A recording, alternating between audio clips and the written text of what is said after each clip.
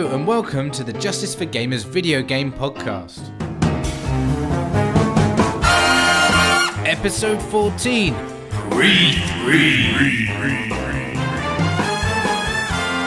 this episode, JfG Ash gets a little bit too fruity with Skylanders. JfG Alex leaks a new Space Racer crossover game. Did someone say Star Wars Crash Bandicoot? We're both super excited about E3. And finally, we try and predict the future! So sit back, relax, and enjoy the show. And if not, it's out now and under your chair!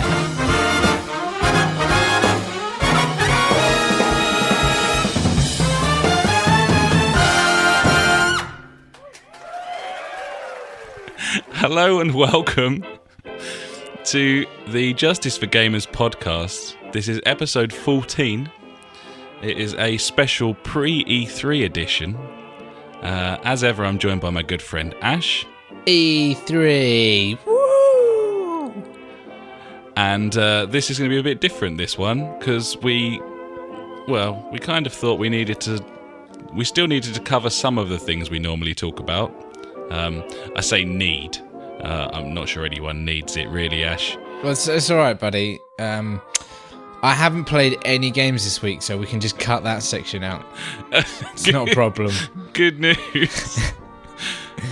So yeah, we've basically split the podcast in half. So the first half is going to be your standard fare, and then we'll move into E3 territory, talking about stuff we're going to see, stuff we're looking forward to seeing, stuff we'd like to see, what we think people are going to do, and bits and bobs.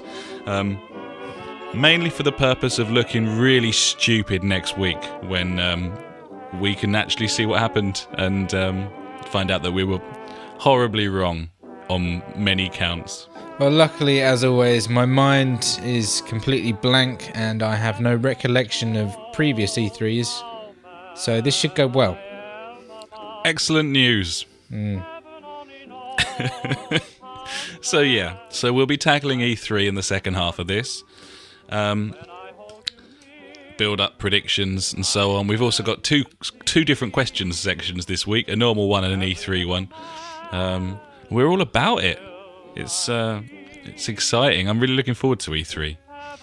But that's for part 2. I long to call you my own, and I know my dreams.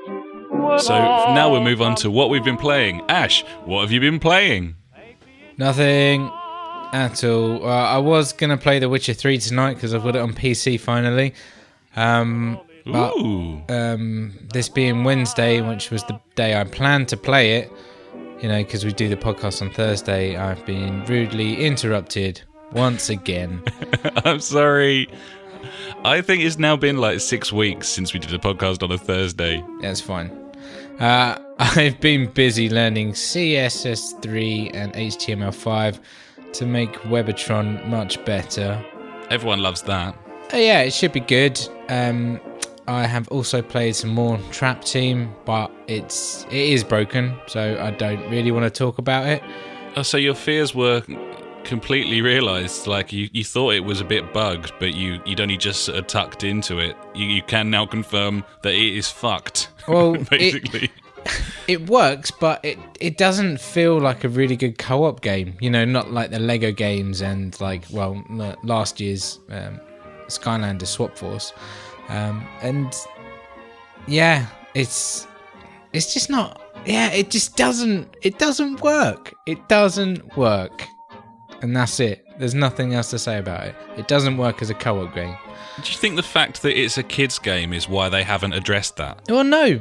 Well, possibly, yeah. But I don't understand why. Because, Swap Force, that worked fine. I didn't have any issues playing through the whole game on that. I wasn't getting pulled off. I wasn't, clipping out. I wasn't, phrasing.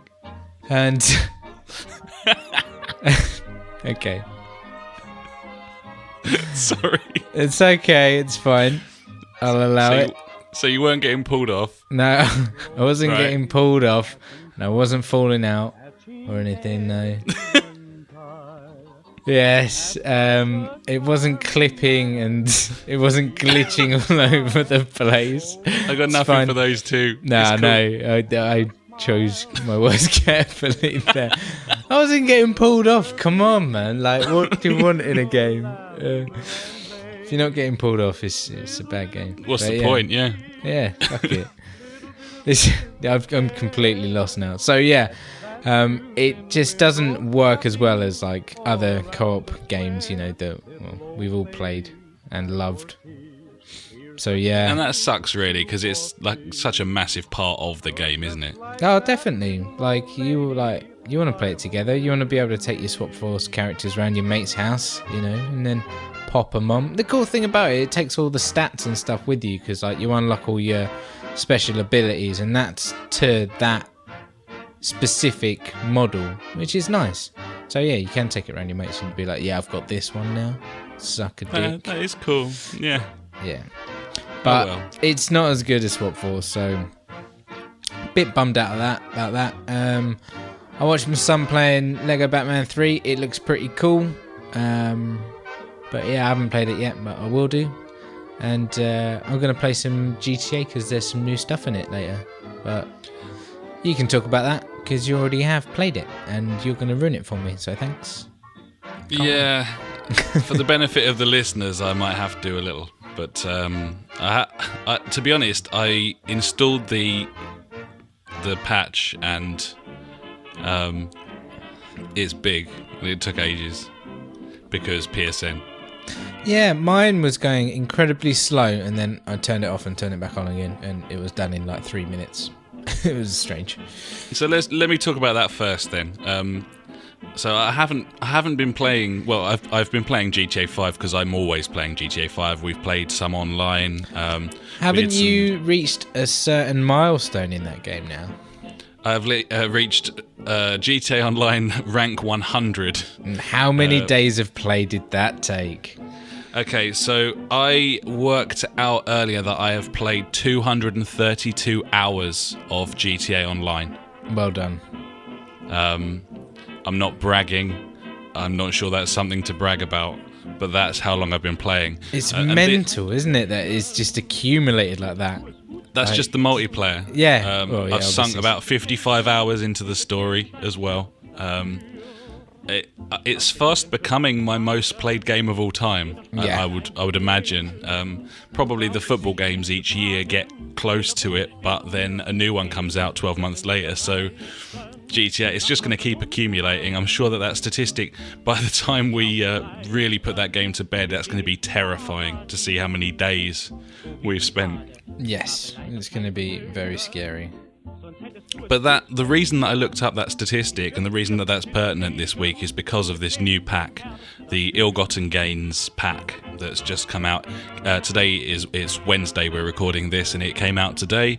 I turned on the PlayStation to download it. It's something like 7 gigs or 6.5 gigs, yeah, something 6.5, like that. bloody blah.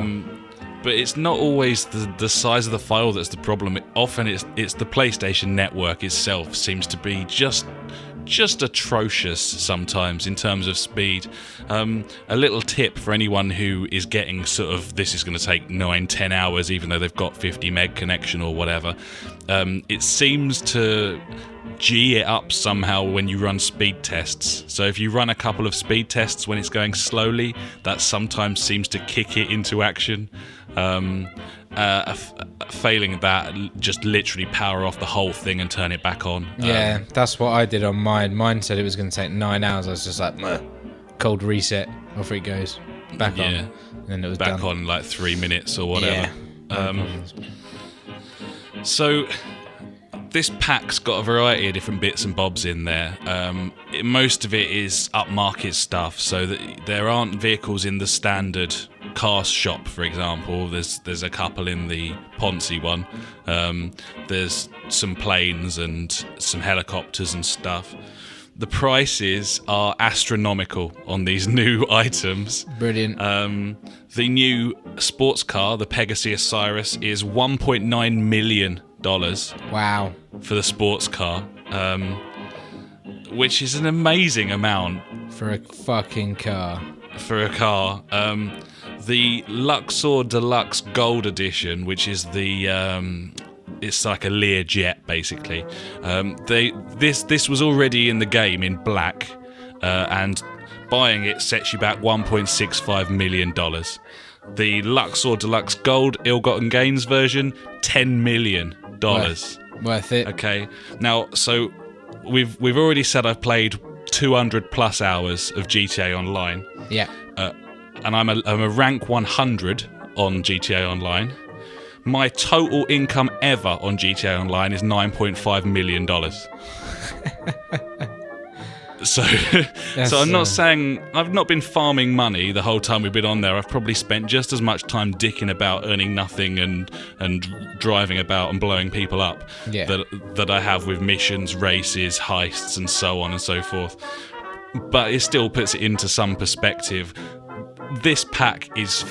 I don't really think that this pack is for people who are just casually playing the game. They've gotten far enough through the life cycle of the game that this is a cash-in pack. I just think it is. It is a cash-in pack. There's barely anything on there, vehicle-wise, that anyone could afford unless they literally live on these servers, or there's the microtransaction route that I'm sure a lot of people take. That I don't consider that an option. I paid for the game. I'm not going to give them any more money, no matter how good it is, and it is amazing, and I love it. But yeah, just not an option. If I had 1.9 million credits on there, I wouldn't spend it on a single car. I'll never have 10 million saved up on there, so I'll never get that jet. I'm not sure if I've got a massive problem with it because they've provided us with plenty of content in the past, but at the end of the day, it's just a bit of a shame, I think. I don't know what you make of it. I just want some new hats, buddy. Yeah, and I haven't looked into the clothes, and imagine, they can't, how expensive can they be? Yeah, so. There's going to be like a gold diamond earring, gold diamond. It's like a gold new diamond, new double type trouble. Yeah, gold diamond earring. Well, you get like sapphire diamonds and stuff. I don't know. Gold diamond, yeah. And that's going to be 8.5 million. Yeah, probably. And you can't wear it with a hat or a shirt or gloves. So yeah, watch out for that one.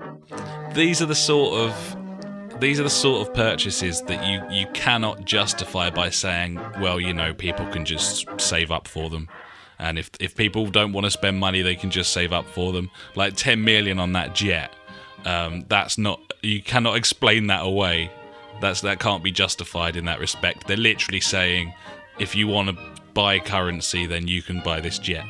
The only thing that I can think of is we haven't really gone back to the heists since we did them. We've done them all once, and then that's been it. I mean... Could we be earning a lot more money doing the heists now or not? I think we could earn a little bit more, but at the same time, the bulk of the money we received from the heists was that first play bonus. That's what gave us the massive amount of money. Yeah. And we don't get that next time round. So. No, true. So yeah, probably not a lot more than just doing the normal missions, I guess. Oh, well. I haven't got a massive problem with it. There's loads of content there. The game's been out for ages, and I think we said it when the heists came out. I would have had no reason to complain if none of this content had ever come out at all. Exactly. I wouldn't have been annoyed about that, and we'd still be playing it even if the heists hadn't come out, even if they hadn't made the heists. Yeah, it's there if you want it. Take it or leave it. Exactly, and that very much applies more than anything they've ever released for GTA 5. Take it or leave it very much applies to the Ill-Gotten Gains pack, and I'd imagine it'll be the same for the second one that's coming out later in the year. Some massive bottom feeder gone and bought that fucking gold jet, haven't they? Oh yeah, I mean, I'm sure, I don't know what the figures are for people who are purchasing like the Bull Shark cards and all that stuff, but I'd imagine there's lots of people. Hell, a lot of people have a lot more money than we do, and maybe it doesn't really mean very much to them to buy 20 million GTA credits. Fair enough. The option's there for you, fair enough, but if you're a casual player, I mean, I'm not a casual player. I've played over 200 hours of this thing. That's not casual, is it, over the course of... what is it, like 6 months, something like something that. like that. And if I couldn't dream of buying any of this new stuff, and if that's the case for me, then presumably that crosses out a whole huge percentage of the audience of people who are playing. But it is what it is. So yeah, other than that, I've been playing Project Cars. We had a really good long session on game night, didn't we, with the boys? That was fun. I tried some more online against strangers, and it was toss. So I think that's it for it. I don't think I'll be doing that again. No, we just wanted private lobbies anyway, so we're good. Yeah, now. which is fine. I'm not complaining that they can't shape society. They can only provide a game for them to play.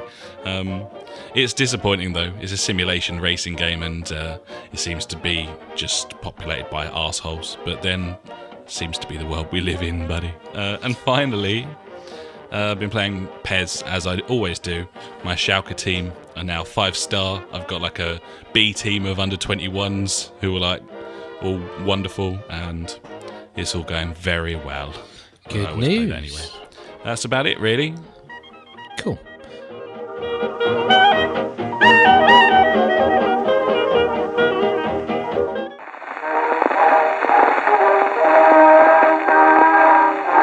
And now it's time for the non-E3 news. What do I do with that? The non-E3 news.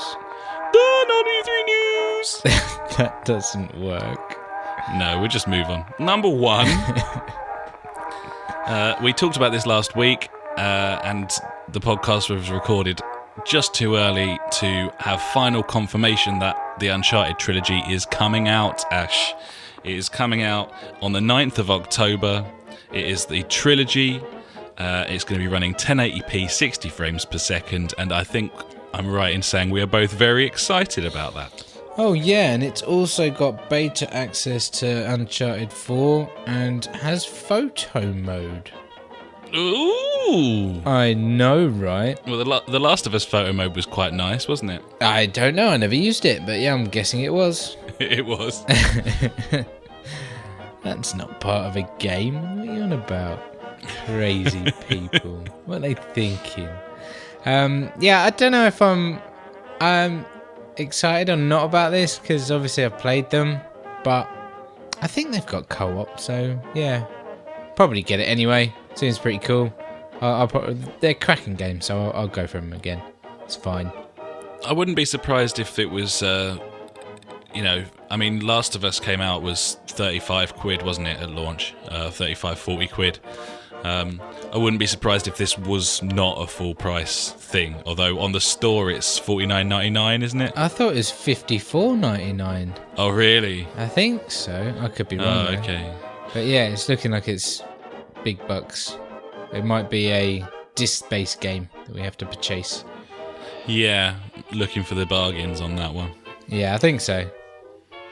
Either way, probably not necessarily something I'd have been, really excited about had it not been for the PS Now beta. But having played through Uncharted 3, odd that having played all the way through one of the 3 games, I'm now excited about buying it amongst the other 2. Yeah, but they're very special games, quite clearly.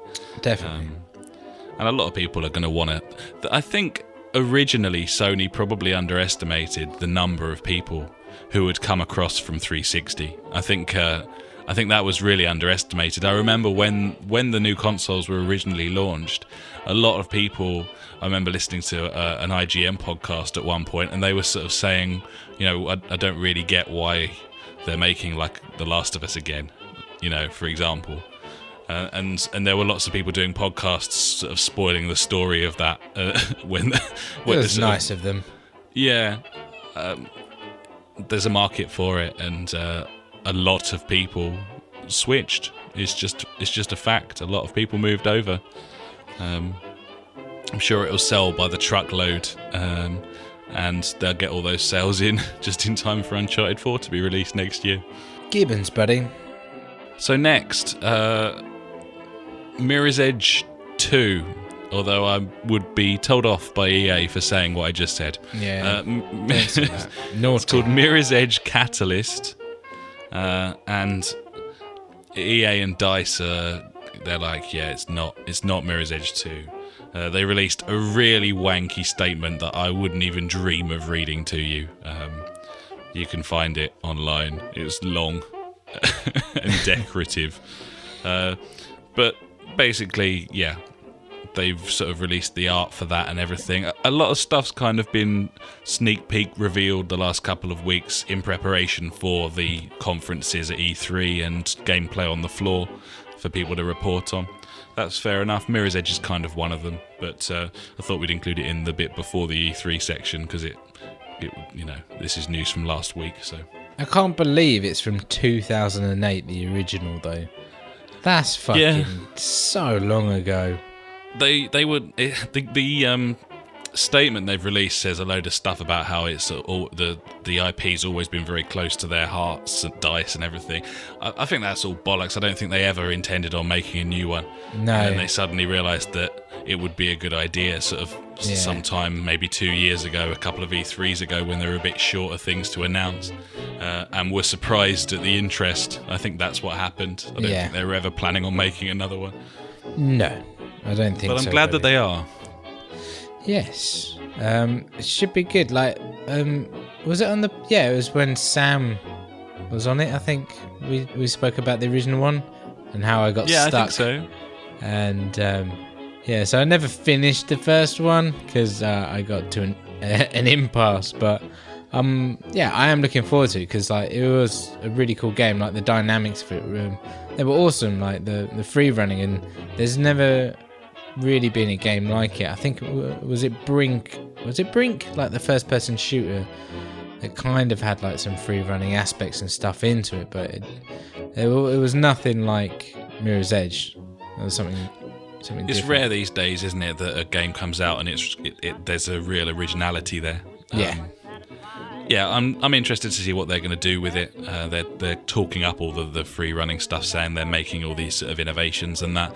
Hopefully we'll see some gameplay footage of it next week and we can talk about it next week on the podcast. Oh yes, buddy. I hope so. I hope so too. Right, next, Elder Scrolls Online, Tamriel Unlimited. Unlimited if you pay $9.99 a month. That was the original price model, wasn't it? It still is, buddy. No, they've changed it, man. It's not. No, but if you want like all the extra perks and stuff, you can buy the subscription for £10 a month still. Okay. Apparently, you can level up faster, and you have access to all the DLC and everything. So they've still got it knocking about there. So it's not unlimited. It's quite limited. So it should be called Tamriel Limited. That's what you're saying. Yeah, but then that makes it sound like prestige. It's a company. Yeah. Prestige worldwide. TM. Yeah. Tamriel Limited. Regular listeners of the Justice for Gamers podcast will know that I have something of a vendetta against the Elder Scrolls Online. There's even a question later. In fact, let's just skip to the question right now. Simon says, "You've got beef with the Elder Scrolls Online, but I want it to be good. Are we sure it's a pile of poo? Running around together being massive dorks sounds hot dog-like to me." I do want to be a dork running around. Now, I loved the idea of the Elder Scrolls Online when it first came out. I was massively excited. I was wanking all over it, as you well know, Ash. And then we got ourselves onto the PC beta back when I had a PC that was vaguely capable, or rather, you gave me a PC that was vaguely capable.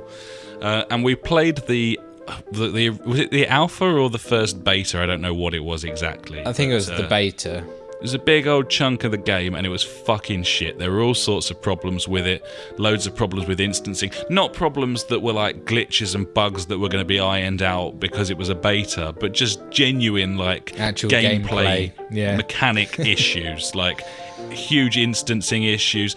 Every quest we did was dull as fuck. Like, it was all fetch quests.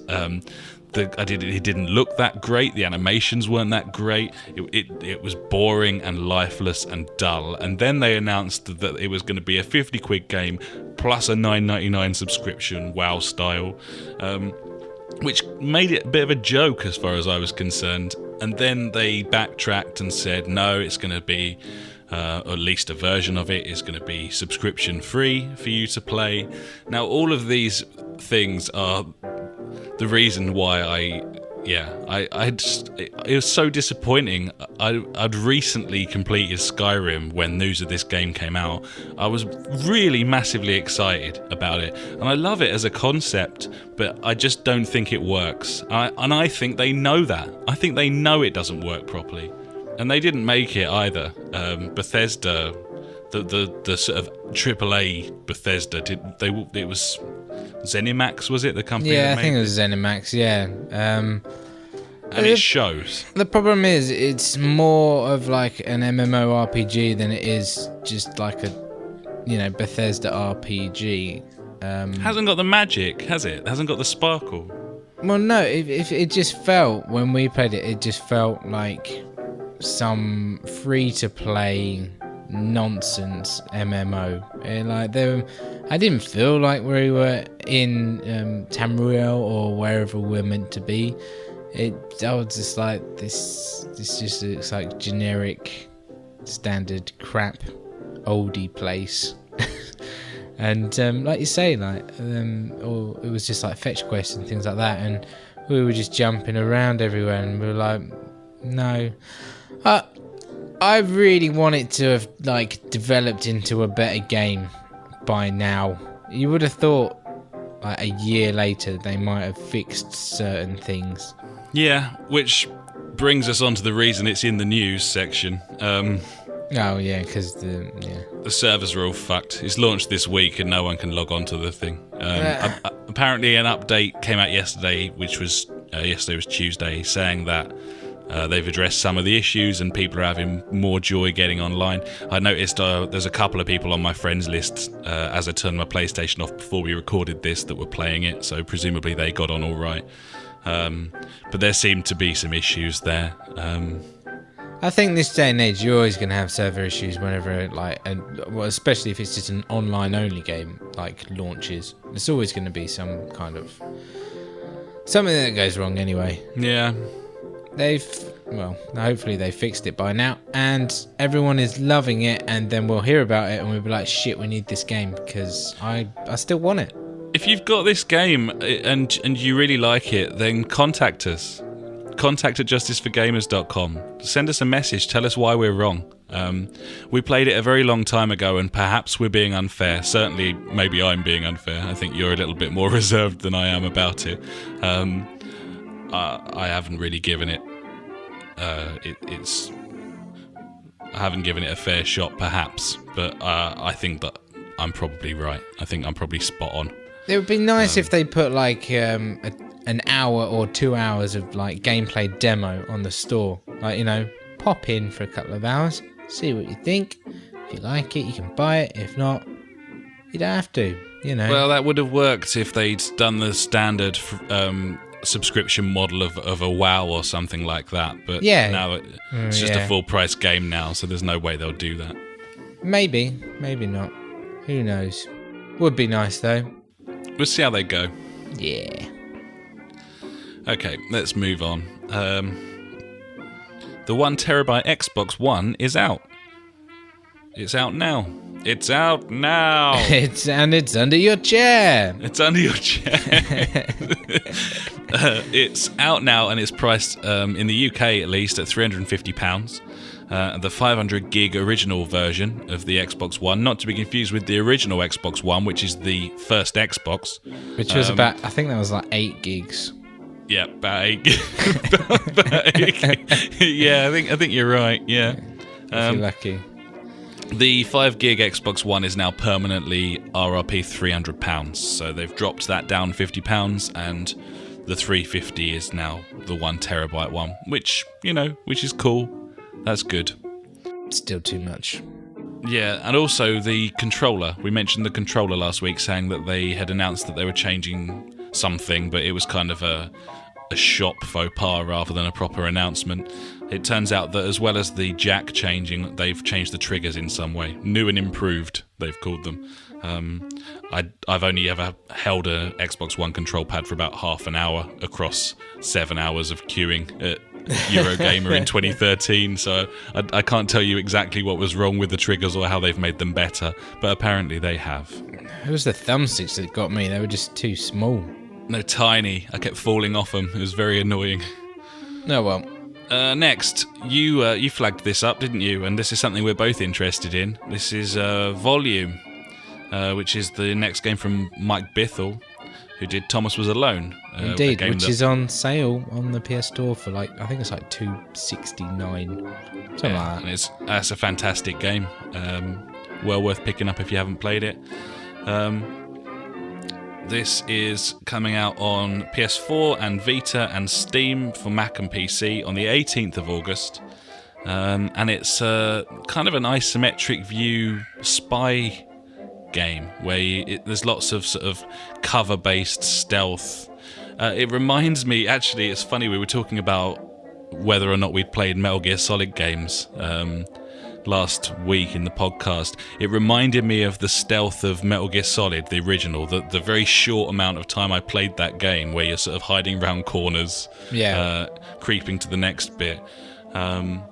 It had that to it, and it looks really cool, doesn't it, this game?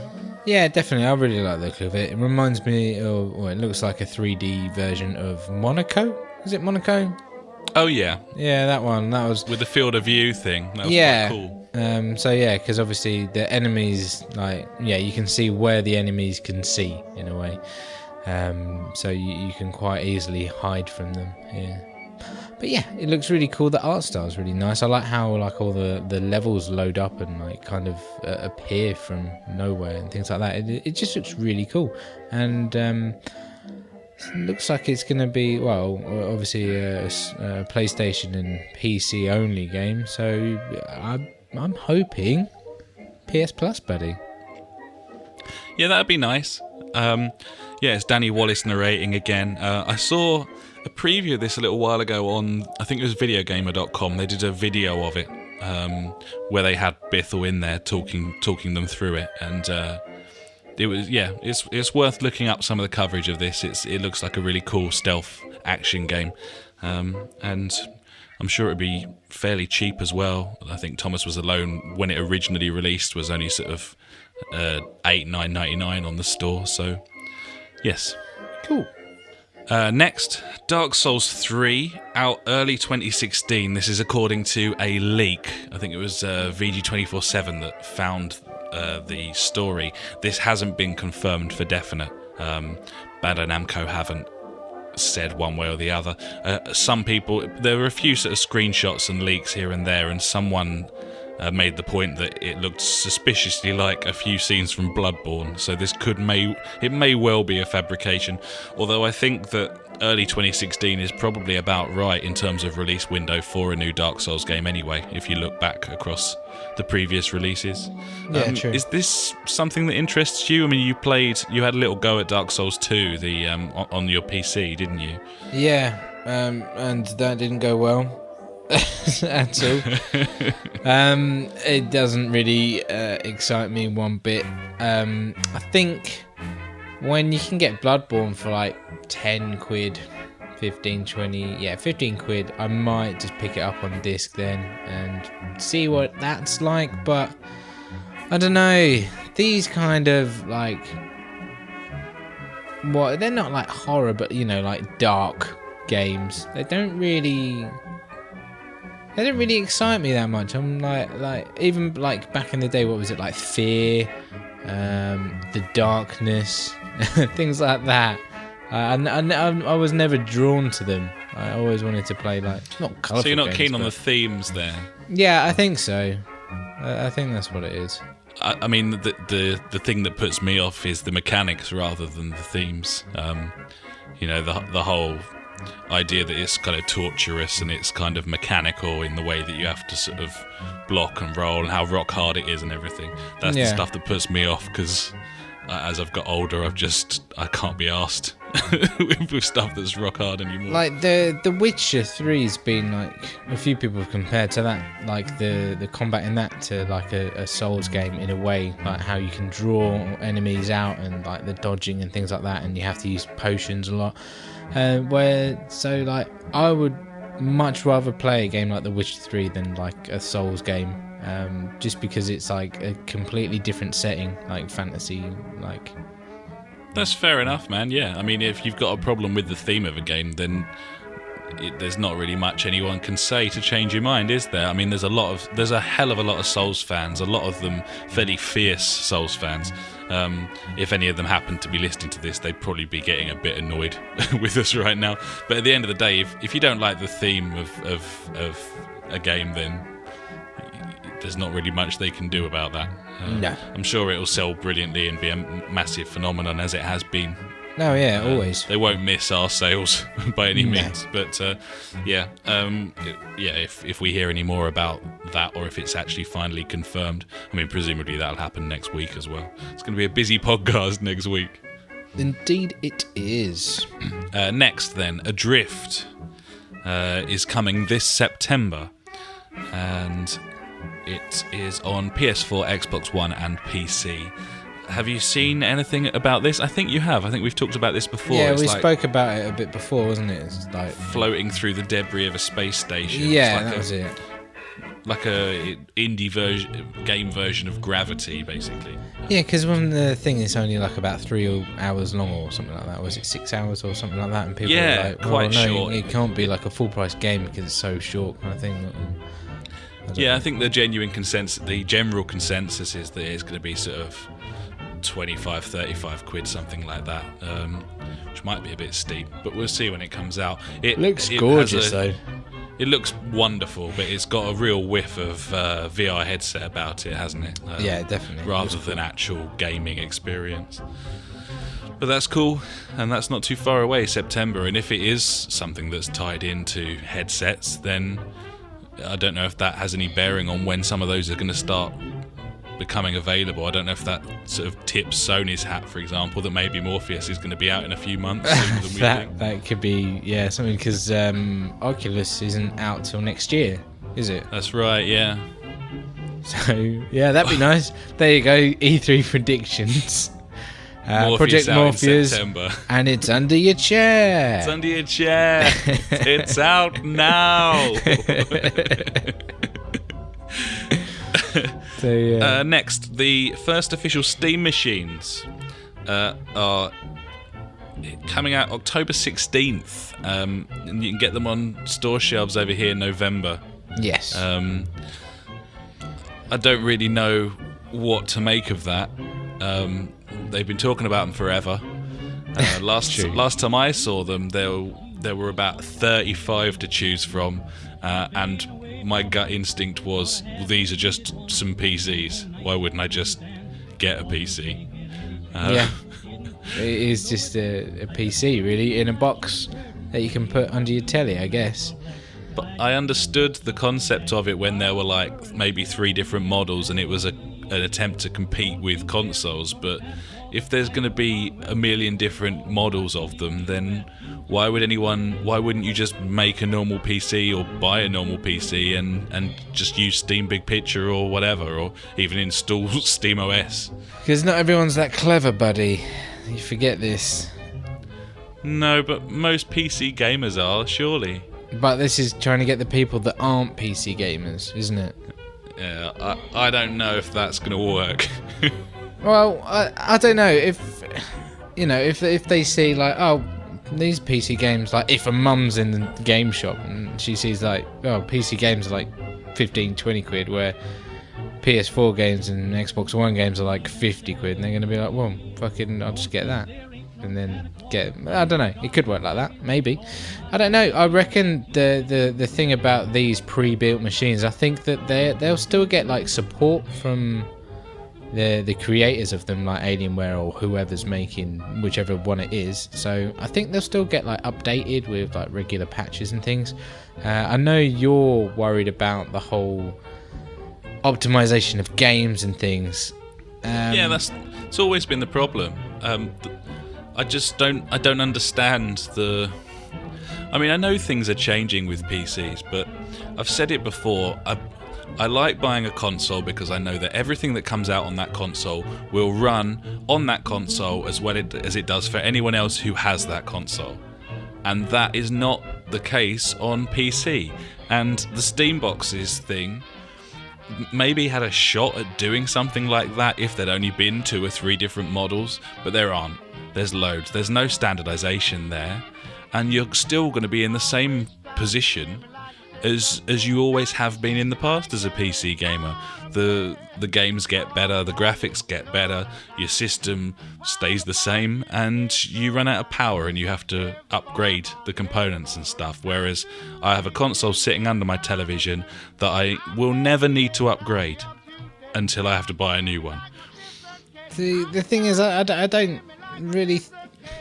I understand what you're saying, but I think that the PC gaming is not as bad as it used to be. Like, it used to be completely ridiculous how often you'd have to upgrade, but nowadays, like, that PC that I gave you, that's like 10 years old now, and we were using it like 2 years ago, and that was playing BioShock Infinite in 1080p. Fine. It's true, and it's also true that the last time I was a PC gamer who was regularly building PCs and upgrading them was a long time ago. When, as you say, I mean, I spent 350 quid on a graphics card and I needed a new one 2 years later. Exactly. Whereas nowadays, I don't think that's an issue. My PC's 2 years old now, and the first thing I did when I got The Witcher, I was like, load it up, boot it on Ultra, and it was like, yeah, that's fine. I'm like, sweet, good news for me. So, and so I think these things last a lot longer nowadays than they used to. So I still think these Steam machines could be like the next thing if these consoles are, indefinitely gonna die out. I don't know. It's the cost as well is the other thing. The fact that they're all different prices. I did that article a little while ago. You can find it on Justice for Gamers about console versus PC in terms of costs. And I came to the conclusion that if it's true as you're saying, Ash, that a PC will last you sort of 6-7 years now, then across the lifespan of that system, the console spend will overtake the PC spend, despite the initial shelling out of like $1,000 plus for a solid gaming rig. By the end of the cycle, you've saved so much on software that your quid's in versus the console gamer. And if you think about it, on PC, you don't lose your games when you buy a new PC. You take them all with you. Yeah, you've got all your back catalogue. It's still there. We could still be playing Vegas, buddy. There's a lot of benefits. I agree with that. But the main thing that I wanted to talk about was the controller. What do you think about it? First off the bat, let me be completely honest. I think it's a brilliant idea. Yes. I think that bringing the sort of mouse-style sensitivity and precision that you can get, and putting that in your hands on a sofa, is a fucking great idea if it works. It's just whether it does, and I don't know that I could ever answer that question without actually just having a go. I need to sit down. I'm definitely gonna fucking buy one at some point. You're gonna have one, yeah. I think I'm gonna ask one for Christmas. I think. Do you know what the RRP is gonna be on those? $39.99 at the moment. Really? Yeah. That's cheaper than the RRP for a PS4 controller at the moment. Yeah, so I think you can buy the controller for $39.99, and then if you want for like $79.99, you can buy like the streaming box. I don't know the official name, but you plug it into your telly and it streams your PC to your telly.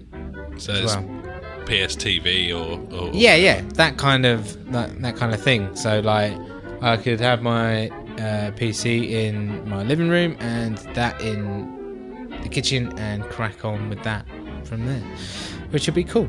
but I don't think I'll do that. I'll just get the controller for now. I can always pick that one up later. But I think Game is selling them.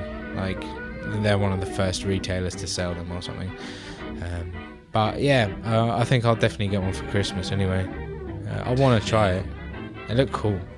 They're having a good old go, Valve, aren't they? Like, yeah, man. They want to watch themselves, these console devs. Yes, definitely. Cool. Okay, let's finish off this little bit of news before we move on to the I ranted Q&A. on a bit there. My bad. No, it's cool, man. It's cool. It's just nice to talk about it. It's interesting. Yeah. Super Meat Boy hits PS4, PS Vita this autumn and will be a free PS Plus title. That's great. I've wanted to play that for ages. I know, right? Me too. Back on the 360 when it came out, I was like, yeah, it looks really cool. And I just never got round to buying it. Yeah.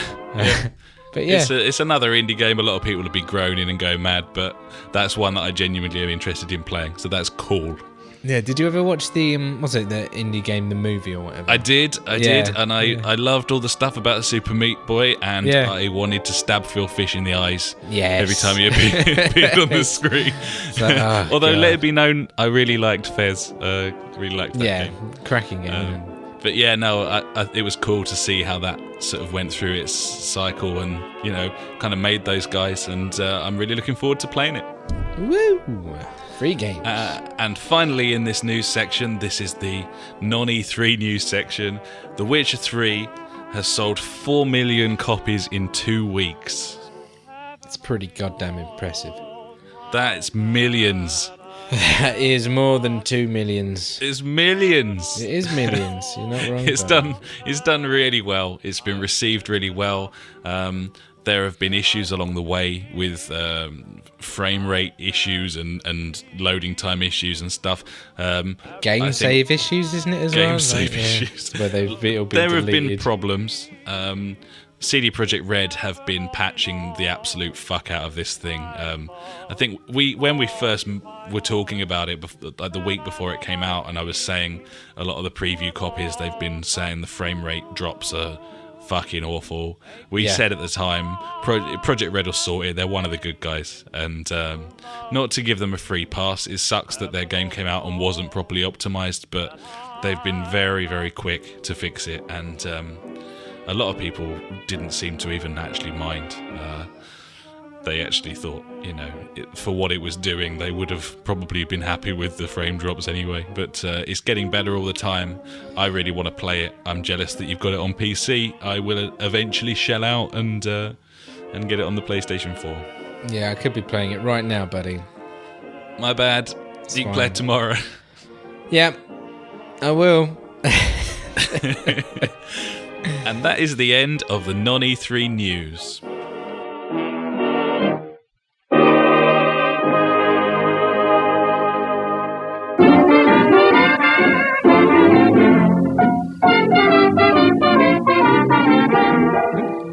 Do you have a question for us here at the Justice for Gamers podcast? Every week we'll be ending the show with questions and comments sent in by you. Pop us a message on one of our social media sites or send an email to contact@justiceforgamers.com and we'll do our best to sort you out.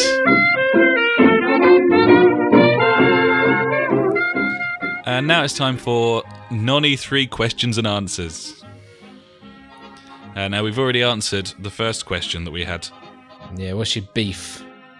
What's our beef with the Elder Scrolls Online? Hopefully we've answered that sufficiently. If you decide to ignore us, which, I wouldn't blame you, then please, Simon, let us know what you make of Elder Scrolls Online, if you do take the plunge. We'd love to be vindicated or destroyed, and we will read that out. So Simon's got a couple of other questions for us here as well. He says, you both seemed pretty impressed by FIFA's women, in inverted commas. Personally, I couldn't give a funk about it. It looks like another gimmick to me. Are they actually going to improve the game this year? No, they're not going to improve the game this year. They're going to do the same thing as they did last year and release it and not patch it, and that'll be that. I think EA Sports should be commended for the fact that they're putting women in their game, because no one else really has done that, and it's something that needs to happen. But as you say, it might feel a little gimmicky to you. It certainly doesn't improve the gameplay in any way, and I have yet to see anything that they're planning. I think a lot of that's going to come out over the E3 period. There's always a massive section of EA Sports games, usually in the Microsoft conference, as well as the EA one, because they're kind of vaguely partnered up with them, aren't they, for a lot of stuff. Yep. I don't know anything about FIFA 16 at this point, or PES, which there's going to be a reveal event for. In fact, if you're listening to this, then it's already happened on Friday, but that's unfortunately a little bit too late for us. We'll talk about PES and FIFA next week. I think normally, I've said this before. Normally, if they drop the ball one year, they tend to make it up the following year. Normally, if it's a very small update from one iteration to another, then the following year they chuck in some stuff that is sort of head turning and does make a difference. So I wouldn't be at all surprised if 16 was a massive step up and there were brand new things there. But at this point, we just don't really know. I don't know. Don't ask me, mate. I didn't. That's all right. We don't know, but we'll talk about it next week. And finally, in this very tiny questions and answers section, direct quote from Simon here: PS Plus games are total cat's piss in my opinion. Only a couple have been worth a play for me. It's all getting a bit balls. Discuss. I can see where he's coming from right there, you know. I haven't really played hardly any of the PS Plus games, I must say. Especially this month's one. Like, a couple of them ones were really bad. Yeah, the Exploding Zoo thing, Futuridium, Ether 1 I thought was very disappointing last month. Race the Sun. I think people are just sick of it now. They're sick of very short games, very simple games, simple indie games that you could easily find on you know, like iOS or something like that. They're sick of those, and they're starting to get sick of the story-driven 3-4 hour experiences as well now. I don't know. I feel like Sony really have waited a bit too long. I feel like a couple of months ago they should have chucked something at us just to appease people, something that's not worth fuck all now in the stores, something like Knack. We've talked about Knack before. Yeah, Knack's I feel the one. like if they'd come out in January, February and just given us Knack and gone, look, you keep saying you want a AAA game, never mind the fact that I would suggest that a lot of the PS Plus stuff that's come out in the last 3 or 4 months shits all over Knack in terms of quality of game. That thing didn't review well. It's probably bollocks, and we will play through it at some point and clarify that. But I think if they'd just done that, I mean, we got Injustice. This time we've got Ground Zeroes. Injustice possibly came a bit soon. You know, the whole fighting games thing has had a resurgence since Mortal Kombat. Yeah, Mortal Kombat came out and it's all kicking off now, isn't it? Yeah, I mean, if you could argue that if they'd held off with Injustice and released that like this month or last, then there probably would have been a lot more interest there, I think. Yeah. Ground Zeroes, I'm happy with Ground Zeroes. I've wanted to play that for ages. It's really good, Simon. You should try it. It's a fully fledged Metal Gear Solid experience. It's cool. It looks great. It plays great. It's just not very long. Well, I went back and played Infamous First Light because I think I got through like the first tutorial bit and I was like, fuck this, I couldn't be arsed. But then I went back to it like a couple of weeks ago, and I'm gonna crack on with that because it's like Crackdown, and that game was fucking ace.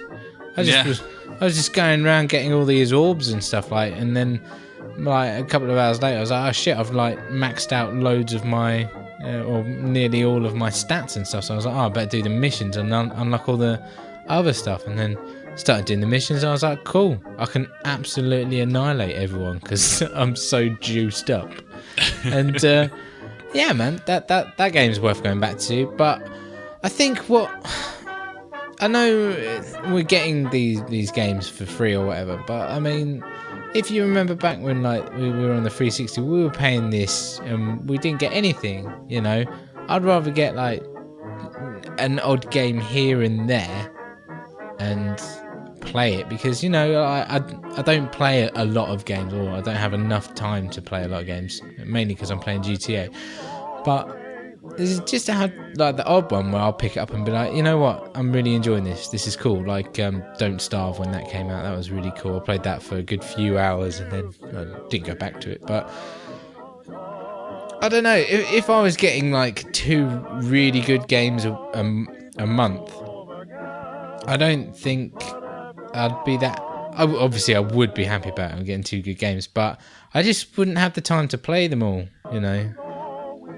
I think I'm kind of with you. I've got my staple diet of games, the AAA titles that I will play on a weekly basis. Stuff like Project Cars, like Pro Evo, like GTA, and the PS Plus games are a really nice diversion. They come out once a month, and at least one of them usually keeps me going until the next batch comes out. Yeah. But at the same time, I can fully understand why people get pissed off about it.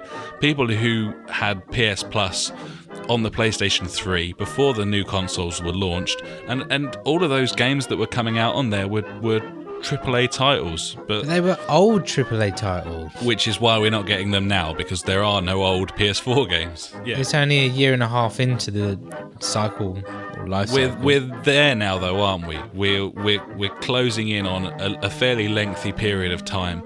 If you go into your local game store now, you can find pre-owned copies of games like Watch Dogs, like you know, the launch titles, Need for Speed Rivals, that sort of thing. Wolfenstein. Yeah. These games, they're gonna hit PS Plus, I think, and people will be appeased. But I don't know, as you say, like if I wanted to play Wolfenstein or Watch Dogs or something, I could go and drop a tenner over at my local shopping centre and I could pick it up. And I think I would prefer to get 4 games I don't know very much about, maybe a couple of indies that are new. I think I'd prefer that. But at the same time, I can see where he's coming from. I mean, some of these things are fucking just wank. You know, like some of these are just, the mobile games, like Flash games, is basically a couple of the ones this month were just shit, just not worth your time at all. And I can understand. The thing is, like, some of these ones are cross-buy. You got to remember that as well. Like, some of these games are pretty much made for, like, the Vita, which is like a tablet in a way. And they're just saying, like, oh yeah, we've ported it to the PS4 as well, so you can play it on that kind of thing. So, bit of a cop-out, I think. Well, like, I think, aren't we only meant to get like 2? There's meant to be 2 PS4, 2 PS3, and 2 Vita games. I think that it's just like, they're like, well, you can play the Vita games on the PS4 as well. So, I don't know. What would you prefer? Have like just 2 PS4 games, or would you have 2 PS4 and 2 Vita games you can play on your PS4? I don't know. I'm not too fussed with it in general. It's really, this month has been the first one to really, really disappoint. Last month was a little poor. This month, the fact that 2 of the titles are complete write-offs, as far as I'm concerned, that's disappointing. We should count ourselves a little lucky, because Xbox gamers are getting absolutely fucked, by the way. The Xbox One games with gold thing is almost always fucking shite. I mean, one month they had a pinball game and nothing else. Like, I know it's not ideal sometimes when you get in these indie games you're not that interested in, but it could be worse, is what I'm saying. True.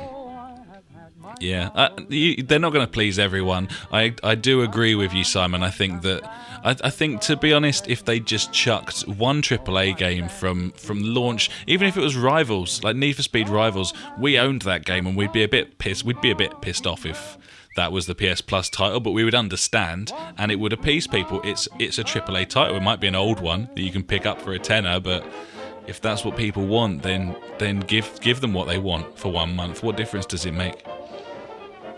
No, I don't know, buddy. The fact that we can't even agree on it ourselves suggests that it's probably quite a difficult thing for them to deal with, Sony. True. When they put that together. I just think that, it's getting those extra Vita games on the PS4, that don't matter. But then again, if the ones meant for the PS4 are shocking, then that's where the issue's going to be. Yeah, and the cross-play ones this month were rubbish. Yeah, but... yeah. Cool. Okay. Well, that is the end of the non-E3 section of the podcast. We're going to move on to all things E3 from this point on. So, brace yourselves. I don't know. I don't know what I'm fucking saying. This should be interesting, and I don't know. We're just speculating, I guess, aren't we?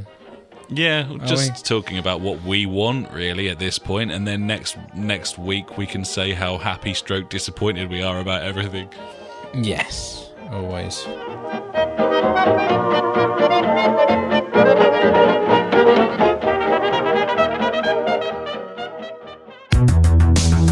Future predictions. E3.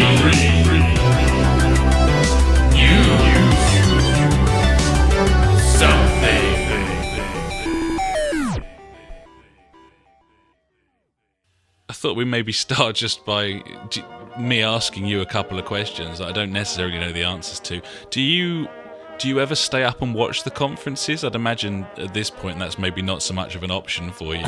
No, like when I think it was round about the Kinect was coming out, I think that was the last time I was really watching it live. But yeah, no, not these days. I mean, last year I was on holiday.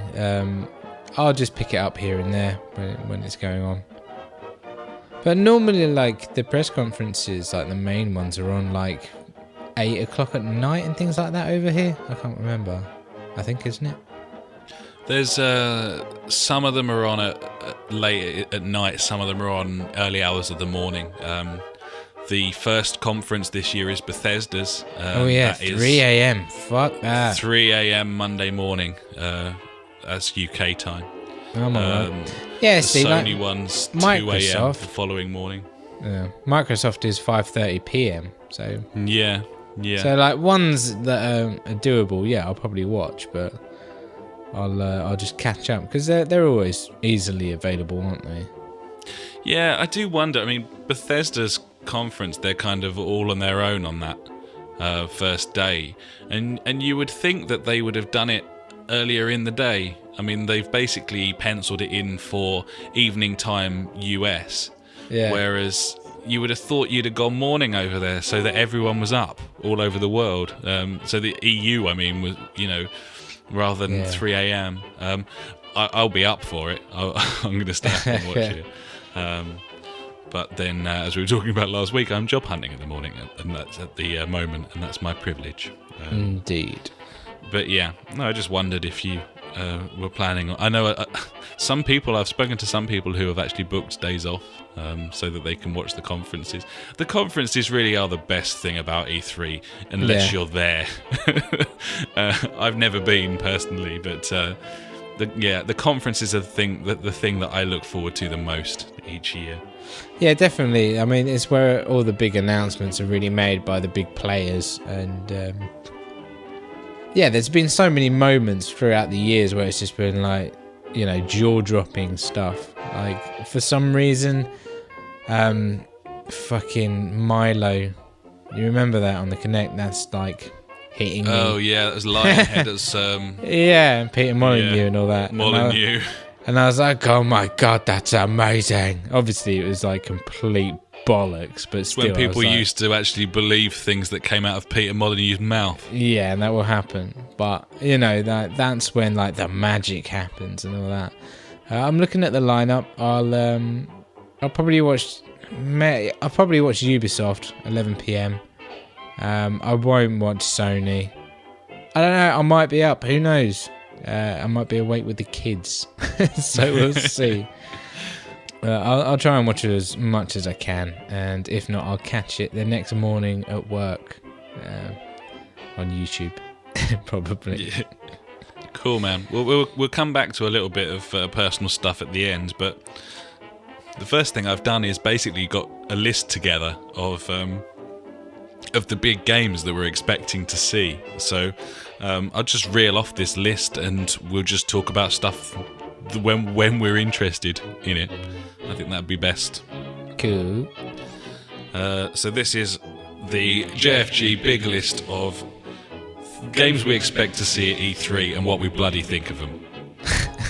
Starting off with, I've split these up. So these games are Xbox exclusive. They're only coming out on Xbox. They're not console exclusive with PC as well or whatever. This is just Xbox, and you're going to notice a really big difference here.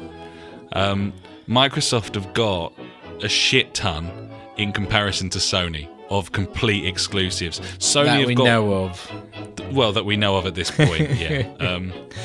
But Sony have got plenty more when it comes to PS4 and PC, but not Xbox One. They've got lots more of those console exclusives.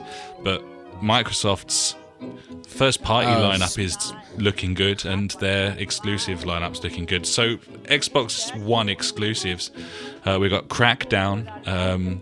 We've already mentioned that once in the podcast, haven't we? What a game the original Crackdown was. Yeah, they were brilliant, weren't they? So this will be number 3, won't it? I guess. Yeah. It's been announced as Crackdown, so I guess it'd be the reboot thing again. Oh God. Okay. Everyone's up to Halo Great. 5 Guardians. Do I still care about Halo? I don't. Probably not right now because you haven't got an Xbox. But if No, we did but- have Xboxes, then I think I don't know, because we never got Halo 4, was it? No, I don't think we did. No, we didn't bother, because like it all trickled out with like Reach and ODST, and it was like meh. Pass on. Yeah, I mean the problems that 343 have had with that Master Chief collection have been fairly Impressive. yeah. So They've done well. I'm not an Xbox gamer, but I would be wary of that. But I mean they're really pushing the trailers and stuff. I keep seeing Halo 5 trailers on the TV. We've hardly seen anything of it yet, apart from obviously they've had the multiplayer alpha and beta, but they're pushing that. Next, Gears of War. There's gonna be a new Gears of War, all intents and purposes. We don't know anything about it really yet. There's also, we were covering the whole Gears of War remaster thing. We're expecting them to announce that at the same time, perhaps. I don't know. Probably. I don't even think I'm bothered about Gears of War anymore, because we religiously played the first 2, but then the third, I had it. Yeah, some of these franchises kind of went off the boil, but there's nothing to say that they're not going to be back to their best. A lot of the time, you're talking about a change of studios as well. I mean, Yeah. Halo is a great example of that. Yeah. But then we're hardly the biggest fans of Bungie with Destiny, so God. Yeah. who knows? Fable Legends, that's Lionhead minus Molyneux. It looks interesting actually, but I don't really know much about it other than it looks quite interesting because it's a multiplayer experience. Forza 6, obviously that was always going to be a thing. And if I was an Xbox One gamer, I'd be buying Forza every time because you know what I'm like with my races. So I didn't like Forza though. I always found it a to little be bit slow. sterile, but Yeah. I still enjoyed it. It never blew me away. Forza. Meh. Scalebound. which is from Platinum Games, who are the makers of Bayonetta. That's an Xbox exclusive. They're also announcing a new game that came out this week, that they're announcing something else as well. We don't know if it's going to be Bayonetta or if I was just about to say it's probably Bayonetta. It's probably Bayonetta. Yeah, Bayonetta. Who knows? Rise of the Tomb Raider. Microsoft famously tied that down to console exclusive, didn't they? That's something that PlayStation isn't getting. Do you reckon? For now. Oh, we'll talk about it later. I was going to go on about the shenanigans about that, but we'll talk about it later. I think I know what you're going to say. I think it's fair play if someone wants to pay for a franchise or IP to be. A lot of people turned on Microsoft for buying out that franchise and making it exclusive. It's not their fault, is it? If they want to spend the money and someone's going to take it, blame the dev. Don't blame the publisher. Oh, definitely, I agree with that. I was going to say about the way they did it. Are they going to mess their conference up so badly again? But like I said, we'll talk about it later. It was messy when they announced it. No one really knew exactly what they meant by the exclusive. I know Phil Spencer came out and said that. Sorry, I know Phil motherfucking Spencer came out and sort of made 2 or 3 comments that didn't really tie in with one another. The last I heard, the last thing that he said, it sounded to me like timed exclusive, like we'll get it in a year or something. Yeah, that's fine. I can wait. The only other one was Quantum Break, which it was announced this week won't be shown push at all. To Gamescom, isn't it, or something? That's right. And you'll remember a couple of weeks ago, Microsoft came out and said, Gamescom. It's all about Gamescom, and then they came out and said, but our first-party lineup at E3 is really good. Yeah, I think they're right. I think that's an excellent lineup of Xbox exclusives. I think that's a really strong lineup. Now, the thing with the Xbox exclusive, is it that you can stream your Xbox on your PC now? Is that it? Is that going to be the new thing? So is Windows 10's going to be bringing all that stuff together, isn't it? Yeah, so by them saying it's an Xbox exclusive, if you have an Xbox, you can still play it on your PC? Now, that doesn't count at all. I won't have it. Are you sure? I'm sure. Okay, that's fine. At this point, I was going to list console-exclusive Xbox games, as in games that are coming out on Xbox One and PC, but not PS4. There aren't any. Right. So they've got that really strong lineup there of Xbox One exclusives, but nothing else that the PlayStation 4 doesn't get other than those games. I still think that's really good, because let me move on to my list of PS4 exclusives. This is games that are coming out on PS4 only. Uncharted 4, which has already been delayed till next year, and Until Dawn. And that is it. That is literally it in terms of first-party stuff that we've heard about already. Now, Sony are going to come out with their conference and they'll talk about 10 new games that I don't know about, and I'm going to look like a fucking twat. Yeah, probably. But I can only go with what I know at this point. Could just make it up, buddy. I could just... That would be fun. Crash Bandicoot is coming out. It's going to be Crash Bandicoot crossed with Mario, and it's a PlayStation exclusive space racing game featuring Darth Vader and Darth Maul and Kevin Costner and Michael Jackson. Right, okay. Sounds fucking ace. I'm on it. Let's get it now. So unlike the Xbox One, PlayStation's got some console exclusives. These are coming out PC as well, but not on the Xbox One. We've got Crossing Souls, Hollow Point, Persona 5, and the big one, No Man's Sky, which was originally rumoured to be coming out in August. I'm assuming that isn't going to happen, but maybe. I expect No Man's Sky to have that and Uncharted 4, I think, will dominate the PlayStation conference. I think we're going to see more of those two than anything else. I don't know if you've seen pictures of the Expo Center over in LA yet, but the dominating figure of the Uncharted 4 poster is the big poster above the door this year. Nice. Exciting stuff. I think looking at the two, I'd say Xbox's lineup is far stronger, personally. I think there's more to get excited about there. And there needs to be as well, because we've already spoken about this. They need a strong lineup, Microsoft. They're coming they from need behind. to do something special this year to really show themselves or prove to everyone that they've still got it, and they're going to bring it in a way. Damn right. So Wii U exclusives, Mario Maker, Star Fox, Xenoblade Chronicles, and Yoshi's Woolly World. They've also got Zelda, which at last E3 they said was definitely coming in 2015. It won't even be shown at this conference, they've now confirmed. You're not even going to see it this year. So they might U-turn on that at Gamescom, but Nintendo, I don't know. I don't know Not what sure. they're doing at the moment. They're a bit like Konami, a little bit. They're a bit weird. I think they've made more announcements about what they're not showing than what they are. They're not showing anything about the NX. They won't be talking about that. They're not showing Zelda either. Star Fox is the big one there, really. Yeah, that's cool.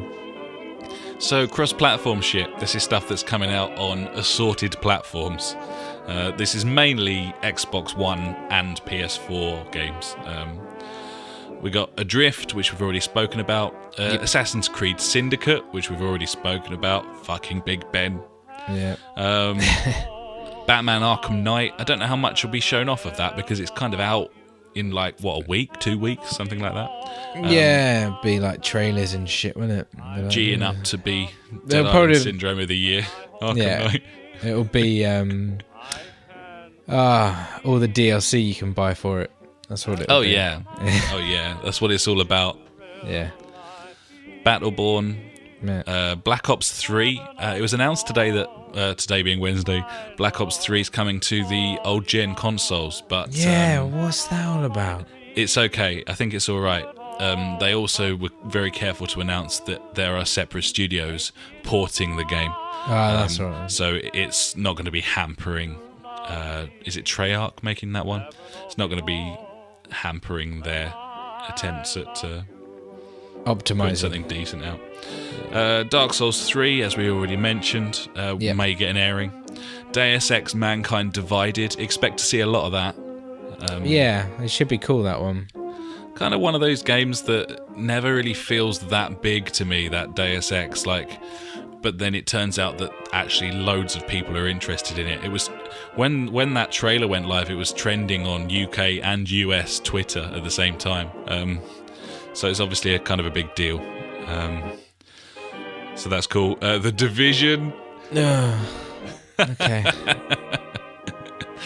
Maybe there'll be Doom a 4. playable demo of that this year. Or The Division. Yeah. It's be the same fucking playthrough with the voice actors talking over them, strutting through the snowy streets.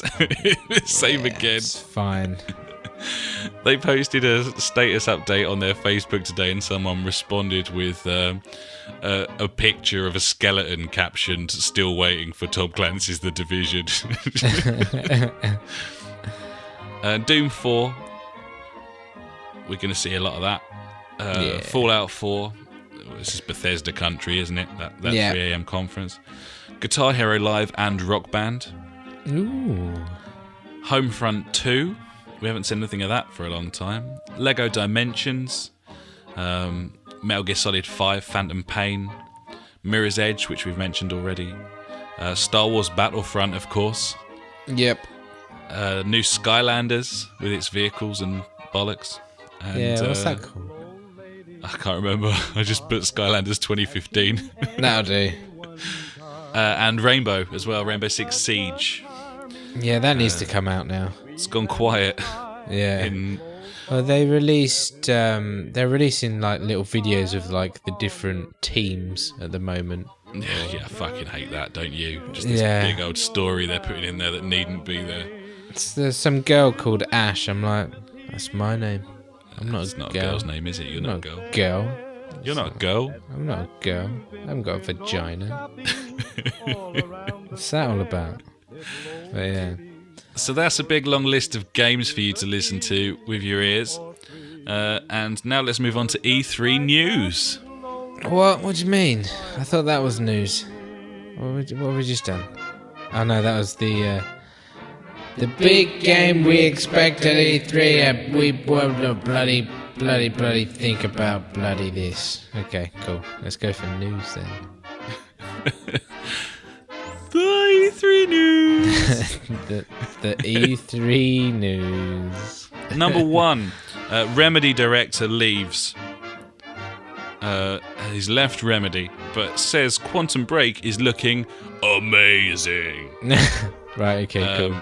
Game is skipping E3 in favour of showing at Gamescom, which may be one of the things that Microsoft was talking about when they said about their whole, expect big things at Gamescom, but also our first party lineup is blah blah blah. Anyway, number 2, some students from a college in Cambridge are going to have their own booth at E3, and they're going to be setting up, showing off a load of mobile games they've been working on, going up against the big boy devs. That's quite cool, isn't it? Are they just going to be like situated in the toilet? Yeah, literally in the toilet. It's going to be like half the cubicles assigned to them. You just open up the door and they're like, "Can I interest you in this? It's coming to Android and iOS." And it's like, nah, mate, I just need a shit. Next, Valve have confirmed that they will not be at E3, despite the fact that they have. Well, we've already talked about all the things they've got on the way. They've got that Views headset, the HTC thing. They've got the Steam boxes coming. What about Half-Life 3, everyone? What the hell? What the shit? They're just mental at Valve. They do what they want. They don't care. They don't give a fuck. They're like Rockstar in many regards. In a way, yeah. They won't have totally it. Are. They're like, we'll do what we want. Yeah, we're bigger than that. It's their body. So that's that. PES gameplay is going to be at E3. They're basically doing a reveal on Friday, which has already happened, so you might know more than I do. And then we're going to be seeing lots of gameplay footage over the course of the expo. And we can talk about that, as we said before, and FIFA next week, and we bloody will. Yes. And finally, in the little news section we've created here, massive rumours come out today. I'm not really too interested in giving it much credence, but Sony is going to show The Last Guardian gameplay footage at this year's E3. We'll believe it when we see it. Neither of us were massively that excited about this thing ever. It was kind of a little bit before our time. Maybe we were a bit young for the original reveals and stuff. I don't know. I wasn't paying much attention, and we weren't PlayStation gamers at the time, so it doesn't have the same sort of meaning to me as it does to a lot of people. No. I just know it's a hugely anticipated title that we've been waiting for such a long time that most people thought it was dead, and it's kind of been resurrected briefly. I'm probably showing right now that I'm clearly not qualified to talk about it, so I won't. But there are strong rumours coming out of various spokespersons in Japan saying that they're going to be showing it off. It's going to be the big showstopper as a part of Sony's conference this year. You got any thoughts on this? What, on this particular thing or just in general? I have no recollection of this at all, so I don't know what you're on about. What is it? Okay, cool. Well, it's a hotly anticipated game that has been coming out every year for the last 12. and I don't think it warrants more discussion. We'll talk about it next week if it magically happens, but I suspect it won't. So it's like Half-Life 3 in a way. It's Sony's Half-Life 3. Yeah. Okay, cool. That's fine. Meh. And that is the end of the E3 news.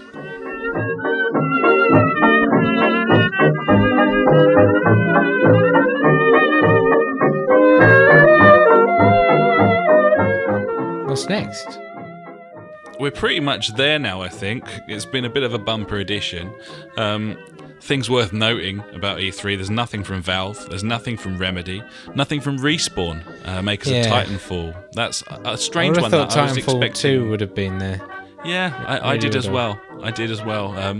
Maybe Gamescom, something maybe come out there. I don't know. But there are strong rumours that Sony are going to announce Morpheus. I'm still crossing my fingers that someone's going to try and show off a VR headset during a conference. I'd love it if it was Sony. I think it'd be hilarious. It would be funny. I don't know how they'd do it. And Square Enix are set to announce a secret title. That's the only thing that I've got left to say really about that. No. Okay. Is there something that you're looking forward to more than anything else? Like, out of like the list of games that I've talked about, what's the thing that's getting you going the most at this point? I think the thing that's really getting me going is kind of the conferences. I want to see what these, Microsoft and Sony come out with. I got a feeling that Sony are going to do Morpheus stuff, but I think they're going to come out and I want them to do something like the Microsoft Family Share thing. I want there to be like something on that front. I would like them to come out and talk about the PlayStation Plus games that are going to be coming out over the next 6 months or so. Say like, you are guaranteed AAA titles, which would be nice. One every month for the next 6 months or something. That would be cool. Microsoft, I want to see what they're doing with like Windows 10 and getting that interface into there. That's going to be cool. Trying to think what else Microsoft probably won't talk about Kinect at all. Looking forward to seeing Phil motherfucking Spencer in his t-shirt jacket combo. Damn right. I think we're all looking forward to that. It's the smart casual look. I love it. So yeah, the two main conferences, they're the big things for me. Like, I'm not really, it's bad, but I'm not really fussed about seeing any of these games. I'm like looking through the games, and I'm like Fallout 4, looking forward to seeing that. Elder Scrolls 6, that'd be nice to see when that comes out. If it comes out, it probably won't. There is a school of thought that's saying, now Fallout 4's been announced before the conference. Yeah. And the fact that Bethesda are doing a conference for the first time. And the fact that people forget that Skyrim's like 5 years old. Yeah.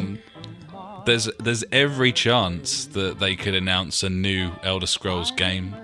That has co-op. Or online. I don't know about that. I think the Elder Scrolls Online's kind of trying to cover that particular bit. I can see where you're coming from. I think that the most exciting conference is probably Bethesda's. To be honest, definitely. Mainly because of the unknown. The fact that they you just don't know what's going to happen. It's going to be like, what are they going to talk about for like how long? They're like hour and a half, 2 hours, something like that. And it's just going to be like, right, go on then. Don't know. It's going to be weird. It is going to be weird. I don't really know what to expect there at all. But yeah, that one, and obviously because of the fact that I have a PS4, I'm looking forward to the Sony one more than the Xbox one. But I'm really interested to see what Microsoft come up with. They've kind of been battling over the last sort of 6 months or so, and as I said to you, I think that's a really strong lineup of exclusives and first parties. I'm interested to see the new Crackdown. I'm interested to see about Gears of War, and I'm interested to know what Platinum's new game is as well. Yeah. I want to see more Uncharted 4 as well, and Yeah, I think the things that I'm most excited about are the new IP announcements that I don't know about yet. That's the stuff that I'm looking forward to the most. It's bad that I think I'm more excited about like new features of the console than actual games. I can see where you're coming from there. Wouldn't it be great if Sony came out and did like an hour and a half on TV apps? Yeah, we've got sports TV. Partnered with the NFL. We're gonna Yeah. You can do your fantasy football. It's fucking brilliant. We're going to be doing loads of new IPs that tie in with sci-fi TV shows and the episode. Yeah, no. Yeah. I like how we haven't mentioned Telltale at all through this. Well, they've already come out and said that the I can't remember what it's called now. The Minecraft story game. They've said that's not going to be there, and that was kind of their big deal at this point. They kind of just tick over, don't they, Telltale, rather than have big reveals and stuff. Yeah, I've lost all interest in that. I want to see the Minecraft thing. I can't imagine what they're going to do there, but it's going to be terrible. It's got to be in a new engine, surely. Yeah, maybe. Probably not. Probably not. Who do you think will have the best conference? I think Microsoft are going to do this year's because they've had 2 years of absolute balls. They're going to be like, right, guys, come on, let's just sort this out this year. You know, 3rd year's a charm or whatever for the Xbox One. I think they need to. Oh, God, I don't necessarily think they will. I think Bethesda, because of, again, just the surprise that they're doing one, the sort of strength. If they stroll out, show off a load of Fallout 4 and Doom, a new Wolfenstein, and then announce Elder Scrolls, then I don't know who can top that, to be honest. Yeah. That's why they were like, we're going first because we're going to fuck you all up. Who? More interesting question, probably. Which conference do you think will be the worst one? I don't think you can count Nintendo because it's just mainly a video of a man in like a green-screen world. Probably, I reckon EA is going to be really shit because it's just going to be like, it's not going to be. Well, no, it's not going to be that. It's not even going to be like in-game footage. It's just going to be like pre-rendered fucking game, you know, in-game footage. Was it game engine footage or whatever it is? It's just going to be loads of that, and then people loads of fiddled with Battlefront footage and Battlefront, Need for Mirror's Speed, Edge, and Mirror's Edge, FIFA, NFL, the NBA, whatever you want. Yeah, all looking really shiny and nothing like the product will be. They're not going to say anything about like how they've improved these games. They're just going to be like, this is coming out on me. And then they're going to talk about EAX. It's going to be like, yeah, this is on Microsoft. And it's going to bring be like, fucking Messi out on the stage as probably well. Do some keep-ups. If he's not busy in court. Yeah, that will happen. I think EA is going to have the worst one. I think you're probably right there. Although I'm not as big a fan of the Ubisoft one as a lot of people seem to be. I like Aisha Tyler. Aisha Tyler, man. That's great. I like Aisha Tyler, but it's more Ubisoft as a company. I think they do something so well with that, getting an actor to do the presentation. I mean, like that makes. Rather than an exec in a exactly, who's t-shirt standing there. combo. Well, no, that's the exception, buddy. You know, someone who's there like in a suit and whatever, and like I don't know, it just doesn't make sense, like because that's not their natural situation to be in front of loads of people speaking on stage, whereas like an actor or whatever is. Yeah, I don't really understand this whole concept that. Executives or faces of the business have to be the person presenting the show. That doesn't have to be the case. Like you don't see music awards ceremonies presented by like executives from Sony and Universal and stuff. You know, they're presented by musicians and actors and famous people and people that are used to presenting stuff. And I can see, I totally understand that. I think that's really good. I just it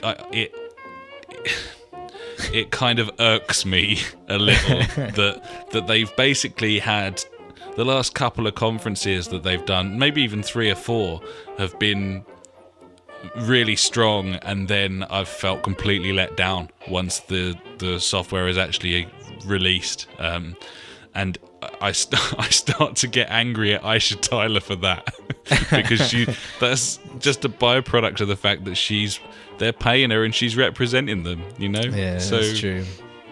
Yeah, I think you're probably right though. I think EA's conferences have got more and more stale over the last few years. From, bringing out fucking NFL players I don't give a shit about. What was the one? It was the bloody the fighters. That was brilliant. Who was it? It was whatever, UFC, wasn't it? And they just came out and they were like, yeah.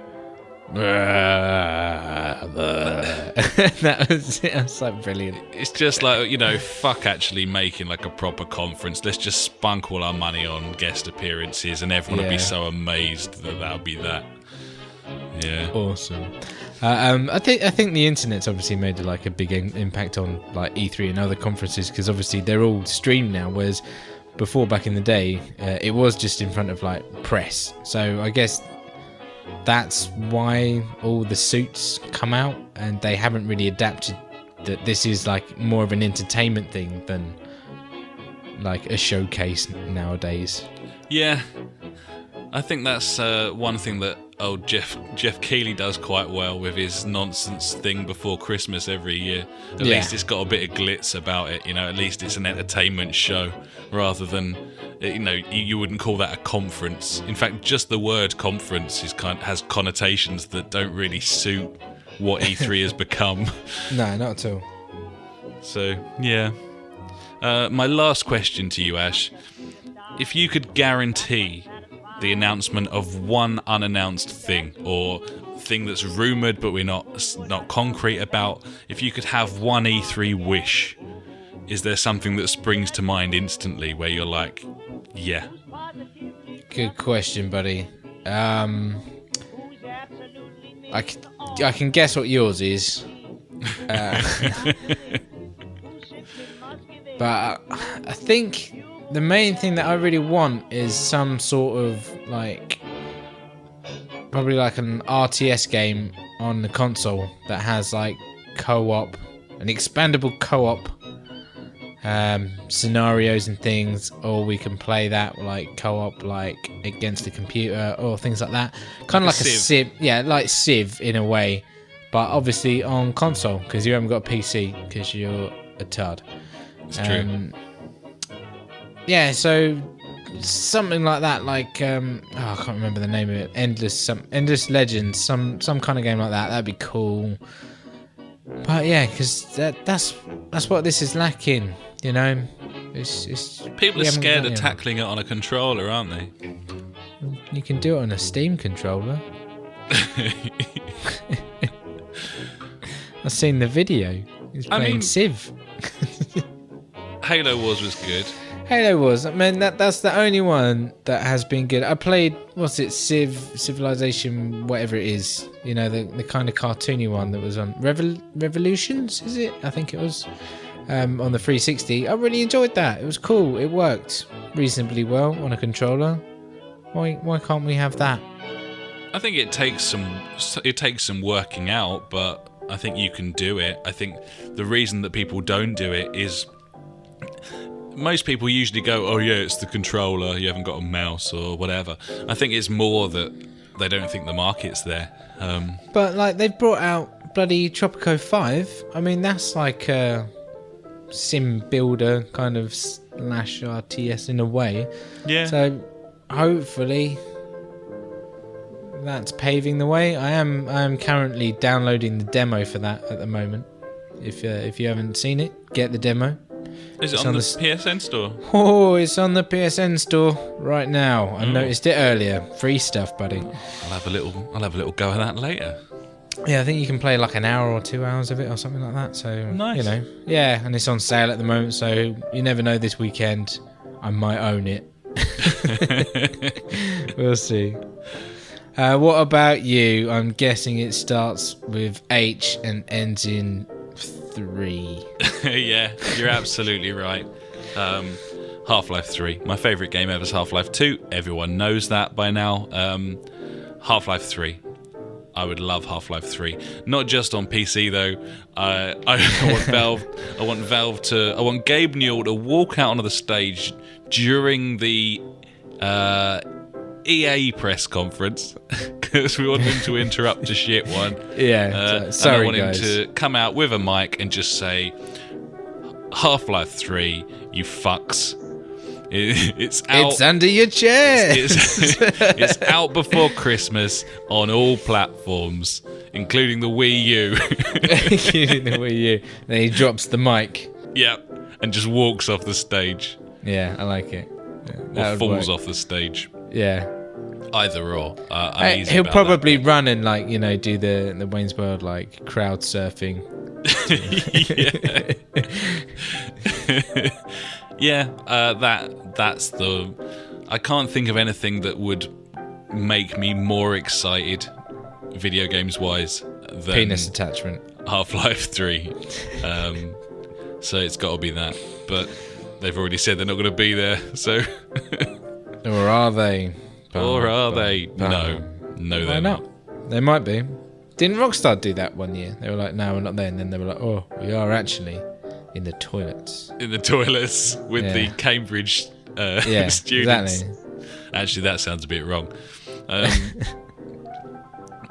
Okay, well, that concludes. It's been a good one. I think it has been a good one. That concludes the E3 section of episode 14 of the Justice for Gamers podcast. We hope you managed to stick with us. And we're very much looking forward to recording next week, at which point we're going to be all clued up on everything.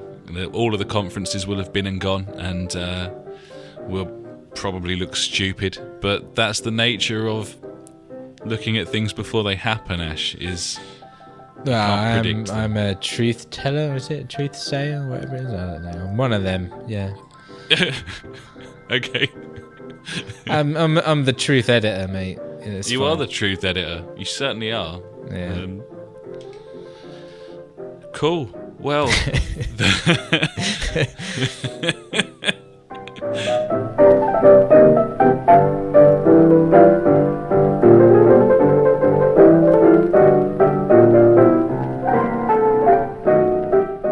What are we going to do now? I'm going to go get my gold diamond earring. Gold diamond. Yeah, my favourite. It's my favourite metal. Gold diamond. Gold diamond.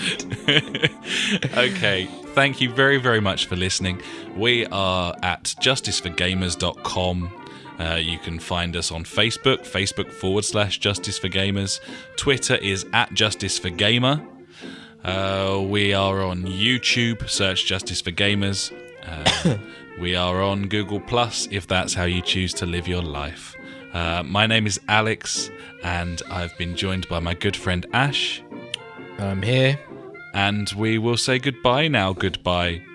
Goodbye. Goodbye.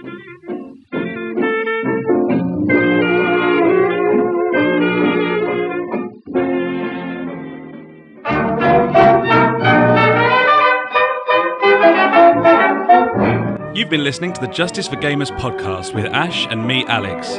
We release this every Sunday night, so you can preload it for the week ahead.